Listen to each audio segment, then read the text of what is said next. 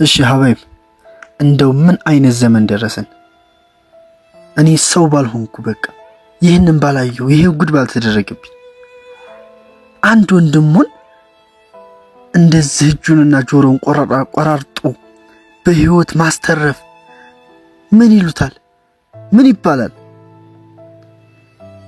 እኔ በቃ ዱንያ ላይ ይህን ያክል ስቃይ ወጣት ማየት በጣም ከባድ። በህይወቱ እያየው ነፍሱ እየተጨነቀች እጁንና ጆሮውን ቆራረጡት ወረኢሉ ላይ። አንድ ሰው እኮ በጥይት አንዴ በቃ ፊር ቢያደርገው ምን ችግር አለው? እንደው ስቅይት የሚያደርገው እሱም እኮ ሞት አይቀርም አይደል? እንደዚህ የሚያደርገው ሱብሃንአላህ በጣም ከባድ ነው። እኔ አይቸው አዳሬም እና ውሎዬ ተብላሽቶብኛል። ወላሂ ነው የምራችሁ። ያላያችሁ አትዩት። እኔ ምንም ሪኮመንድ አደረጋችሁ እንዳታዩት እባካችሁ። እኔ ህሌናችሁ እንደው ቅንጭላታችሁ ላይ ቁስል ነው የሚሆነው፣ እንዳታዩት። ያያችሁም እንግዲህ ቅንጭላታችሁ ላይ ቁስል ነው የፈጠረው።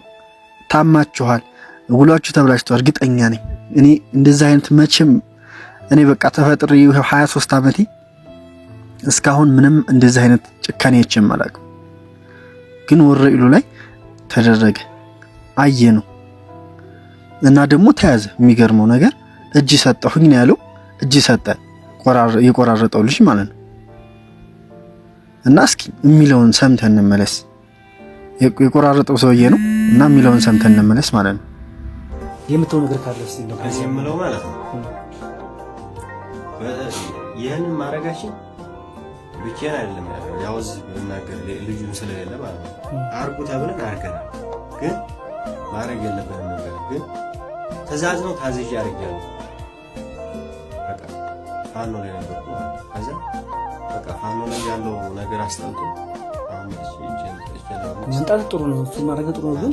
ግን ይሄ የራስህ ወገን የራስህ ወንድም እንደው ጥላት እንኳን ተዋግቶ የተማረከም እንደዛ ይደረግም አይደለም። ተውና ወንድም የራስህ ወንድም የት ነው ሀገር? አንተ ሸዋይታ የማን ይባላል? መሀል ሜዳ እዛ የነበሩ ጋር ነበር። እና እንደሰማችሁት ነው እንግዲህ ይሄ ልጅ ነው እና አድርግ ተብዬ አደረኩኝ አለ። እኔ ምን ያክል ጭካኔ እንደሆነ በቃ እኔ በሰው ልጅ ሰው ሆኖ እንደዚህ ይደረጋል? እኔ ሰው መሆኔን ጠላሁት ብቻ ወላሂ ነው የምላችሁ። እኔ ፈጣሪ በቃ ፈጣሪ እናመስግነው የሚባለው ፈጣሪ ሩህሩህ ነው፣ አዛኝ ነው። ፈጣሪ እንደኛ አይደለም።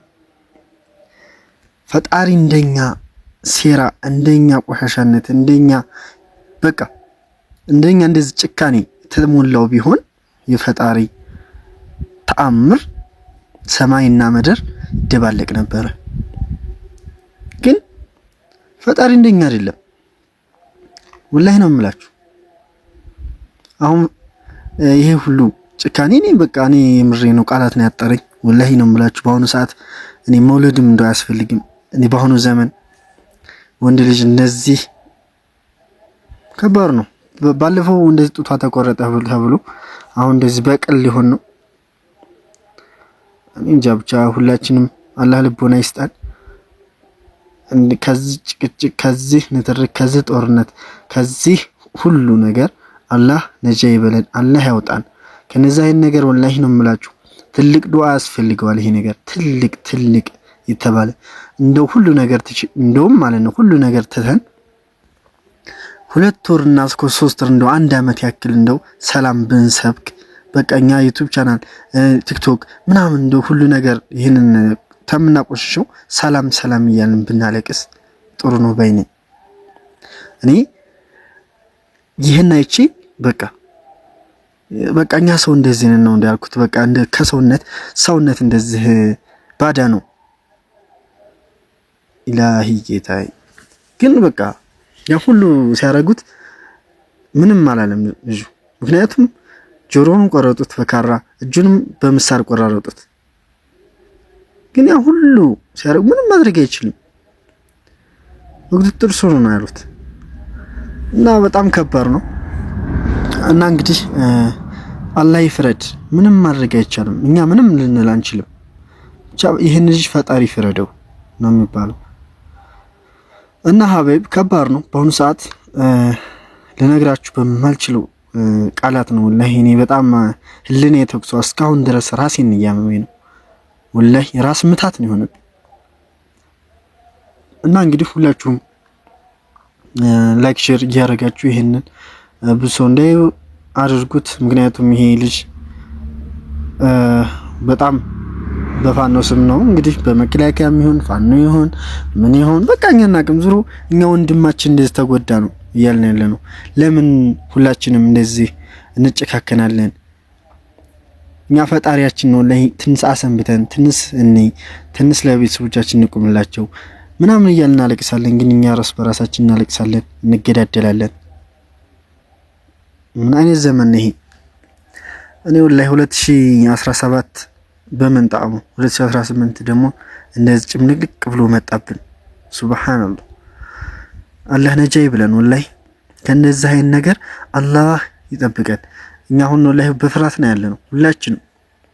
አሁን ይሄን ጭራሽ ስናይ በጣም ከባድ ነው። ሁላችን ብቻ ቀናችን እየጠበቅን ነው። ግን ምክንያቱም እኛ ፈጣሪያችን ይገለናል ብለን ስንጠብቅ ደግሞ እንደዚህ የሰው ገዳይ ተመጣ፣ እኛ እንግዲህ ምን እናደርጋለን? የሚያስቆማቸውም ተለለ። እኛ እንግዲህ ምን እንበልሽ? እና ሀባይብ ብቻ ከባድ ነው። ሁላችሁም እንግዲህ መዳም ቅሞችም እዚሁም ሀገራችሁም ያላችሁ ራሳችሁን እየጠበቃችሁ፣ ወጣቶችም ራሳችንን እየጠበቅን እንኑር ለማለት ነው። እንግዲህ ይህን ቪዲዮ ሼር እያደረጋችሁ አበርታቱን። ቀጣይ ቪዲዮ ደግሞ እስከምንገናኝ ድረስ መልካም ጊዜ ይሆንላችሁ። እናንተም እንግዲህ አላህ ወደ ሀገራችሁ የምትበቁበት ያብቃችሁ። ምክንያቱም እንግዲህ ሀገር ሰላም አይደለም። ሀገር ሁሉ ነገር ተብሎ የትም ሰው ሀገር የሚኖርበት አይደለም። እንግዲህ ኢንሻአላህ አንድ ቀን ሰላም እንሆናለን፣ አንድ ቀን እፎይ እንላለን ሁላችንም ማለት ነው ኢንሻአላህ። ይሄን ትልቅ ዱዓ እናረግበታለን። ዱዓ እናንተም አድርጉልን፣ በዱዓችሁ አትርሱን ማለት ነው። እና እናመሰግናለን። ቀጣይ ቪዲዮ ውስጥ የምንገናኝ ድረስ መልካም ጊዜ፣ መልካም ቆይታ። እናንተም መልካም ጊዜ ይሆንላችሁ፣ መልካም ስራ ይሆንላችሁ። እንግዲህ ወደ ሀገራችሁ መግባት ያሰባችሁ አትፍሩ፣ አይዟችሁ። ሁሉም እንደፈጠረው ነው የሚሆነው። በዚህ እንጠፋለን ካል እንጠፋለን። እንግዲህ ምንም ማድረግ አንችልም። ሰላም ሁኑልኝ።